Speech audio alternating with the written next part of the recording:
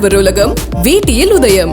உதயம் வேட்டிகள் ஷர்ட்டுகள். திருச்சி திமுக அலுவலகத்தை முற்றுகையிட்டு ஆசிரியர்கள் போராட்டத்தில் ஈடுபட்டிருக்கிறார்கள். கூடுதல் தகவல்களை வழங்க செய்தியாளர் சார்லஸ் இணைந்திருக்கிறார். சார்லஸ், ஆசிரியர்களின் போராட்டத்திற்கு என்ன காரணம்? என்னென்ன கோரிக்கைகள் முன்வைக்கப்பட்டிருக்கின்றன?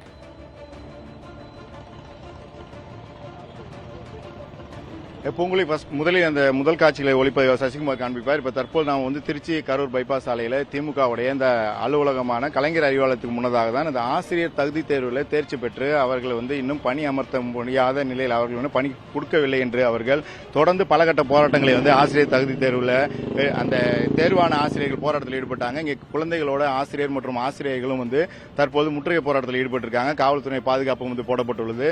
மிக முக்கியமாக இவர்களோட கோரிக்கை வந்து பல நாட்களாக அதை ஏற்கனவே வந்து தேர்தலுக்கு முன்னதும் சரி, முதல்வரையும் சரி, பள்ளிக்கல்வித்துறை அமைச்சரையும் சந்தித்து அவர்கள் பல்வேறு கட்ட போராட்டங்கள் நடத்தி அந்த கோரிக்கைகளை வலியுறுத்தி போராட்டங்களில் ஈடுபட்டாங்க. பேச்சுவார்த்தை நடைபெற்றது. தற்போது இவர்கள் வந்து இந்த தேர்தல் நேரத்தில் இப்ப தற்போது தங்களுடைய போராட்டத்தை மீண்டும் துவக்கியிருக்காங்க. மிக முக்கியமாக ஏற்கனவே உங்களுக்கு வாக்குறுதி கொடுத்திருந்தாங்க. ஏன் இப்ப திடீர்னு இந்த போராட்டம் நடத்துறீங்க? என்ன காரணம்? இப்ப தேர்தல் நேரத்தில் எல்லாரும் வந்து இறுதிக்கட்ட பரப்புரையில் இருக்காங்க, முதல்வர் மற்றும் அமைச்சர்கள்லாம். உங்களுக்கு இப்ப என்ன வேணும்? எதற்காக இந்த திடீர் போராட்டம்? கண்டிப்பா, ஏன்னா இது வந்து நேற்று என்ற பிரச்சனை கிடையாது. 2013 இருந்து ஏடிஎம்கே கவர்மெண்ட்ல இருந்து இந்த பிரச்சனை இருந்துகிட்டு இருக்கு.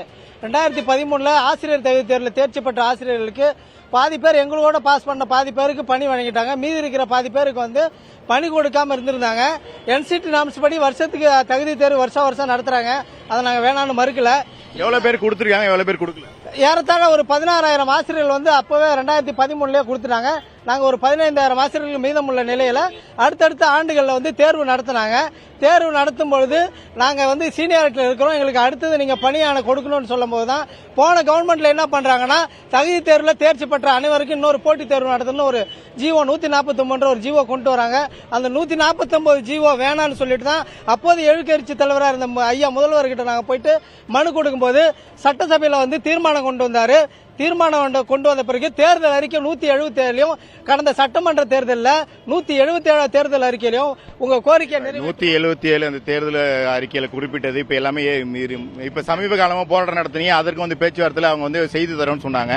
இப்ப உங்களுக்கு உடனே இப்ப செய்ய முடியாத நிலை, இப்ப என்ன பண்ணுவீங்க? ஏன் இப்ப முற்றுகை போராட்டத்தில் ஈடுபடுறீங்க? ஆசிரியர்கள் மிக முக்கியமாக அரசு பள்ளிகளில் மாணவர்களுடைய சேர்க்கை வந்து அதிகரித்துக் கொண்டே இருக்கிறது. இப்ப நீங்க இந்த போராட்டத்தில் ஈடுபடுறீங்க, என்ன நிலை இது? அதான் என்ன காரணம் அப்படின்னு கேட்டீங்கன்னா, இப்ப எலெக்ஷன் டைம், இப்ப பார்லிமெண்ட் எலெக்ஷன் வந்துருச்சு. இதுலயும் இப்ப தேர்தல் வாக்குறுதியை கொடுக்க ஆரம்பிச்சிருக்காங்க. ஏற்கனவே கொடுத்த தேர்தல் வாக்குறுதியை வந்து நிறைவேற்றாத பட்சத்தில் இந்த தேர்தல் வாக்குறுதியை நீங்க கொடுக்குறீங்களா அப்படின்ற கேள்வி எழுப்புறதுக்காகவும், அது மாதிரி நிறைய மாணவர்கள் வந்து பள்ளியில் சேர்ந்திருக்காங்க. குறைஞ்சபட்ச ஆசிரியர்களை வச்சு வந்து மாணவர்களுக்கு வந்து பாடம் நடத்திடுறாங்க, டீச்சர்ஸ் நடத்துறாங்க. அதுவும் டெம்பரரி டீச்சர்ஸ் வச்சு நடத்துறாங்க. சரியான சம்பளம் கொடுக்கல அப்படின்ற ஒரு குற்றச்சாட்டும் வைக்கிறாங்க.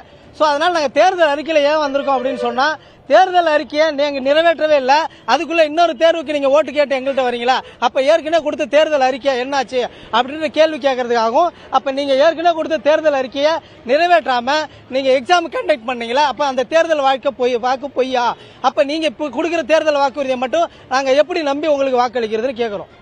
முக்கியமாக வந்து இங்க ஒரு ஆசிரியர் வந்து தன் குழந்தையோட வந்திருக்காங்க. அவங்கள்ட்ட கேட்கலாம், என்ன உடனடியாக அரசு உங்களுக்கு செய்யணும்? பள்ளிக்கல்வித்துறை அமைச்சர் முதல்வரெல்லாம் ஏற்கனவே வாக்குறுதி கொடுத்து நிறைவேற்றேன்னு சொல்லியிருக்காங்க. இப்ப திடீர் போராட்டமே. பள்ளிக்கல்வித்துறை அமைச்சர் வந்து ஏற்கனவே நிறைய டைம் வந்து எங்களுக்கு முதல்வர் கவனத்துக்கு கொண்டு செல்லப்படும் சொன்னாரு. ஆனா இது வரைக்கும் கொண்டு போனாரான்னு எங்களுக்கு தெரியலங்க. கொண்டு போயிருந்தா கருணை உள்ளம் கொண்ட முதலமைச்சர் இந்நேரம் எங்களுக்கு வந்து வேலை எல்லாத்துக்கும் போட்டிருப்பாரு. அவரோட கவனத்துக்கு போகலன்னு நாங்க 100% நாங்க நம்புறோம். அந்த நம்பிக்கையை உண்மையாக்குற பொருட்டு எங்களுக்கு வந்து வேலை வந்து கண்டிப்பாக வழங்கப்படும். நியமன தேர்வு இல்லாமல் 2013-17 பாஸ் பண்ண ஆசிரியர்களுக்கு வழங்கப்படும்னு முதலமைச்சர் ஐயா வாயினால எங்களுக்கு இன்னைக்கு சாயங்காலத்துக்குள்ள உறுதிமொழி எங்களுக்கு வழங்கணும்னு கேட்டுக்கிறோம். இங்க பாருங்க, இந்த குழந்தைய வச்சுட்டு நான் வந்து இது வரைக்கும் 10-12 போராட்டத்துக்கு மேல கலந்துக்கிட்டு அவ கை குழந்தையா இருக்க பிறந்து வர்றாங்கய்யா.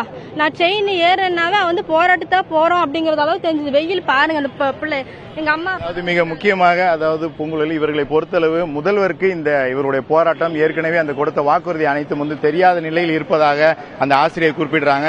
முதல்வருக்கு உடனடியாக தெரிந்து அவருக்கு இதற்கு உடனடியாக அதற்கான நடவடிக்கை இப்ப தற்போது எந்த அறிவிப்பும் வெளியிட முடியாத நிலை. தற்பொழுது தேர்தல் விதிமுறை மீறல் என்பது வந்துவிடும். எந்த அறிவிப்பு வந்தாலும் அதன் அடிப்படையில் அவர்களை பொறுத்தளவு முதல்வர் இதற்கு ஏதாவது ஒரு உத்தரவாதத்தை தர வேண்டும் என்பதுதான் அவங்களுடைய போராட்டத்தின் மிக முக்கியமான தற்போது அவங்க இந்த போராட்டத்துக்கான காரணத்தையும் குறிப்பிடுறாங்க. பூங்குழலி. அரசு பள்ளிகளில் மாணவர் சேர்க்கை அதிகமாக இருக்கிறது என்பதை ஒரு ஆரோக்கியமான போக்காக நாம் பார்த்தாலும் அந்த மாணவர்களுக்கு கல்வி கற்பிக்க இத்தனை பேர் காத்திருக்கிறார்கள். இவர்களுக்கு நிச்சயம் விரைவில் ஒரு விடிவு வரட்டும். தகவல்களை வழங்கியமைக்கு நன்றி சார்லஸ்.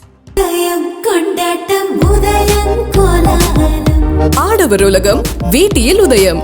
உதயம் வேட்டிகள் ஷர்ட்டுகள்.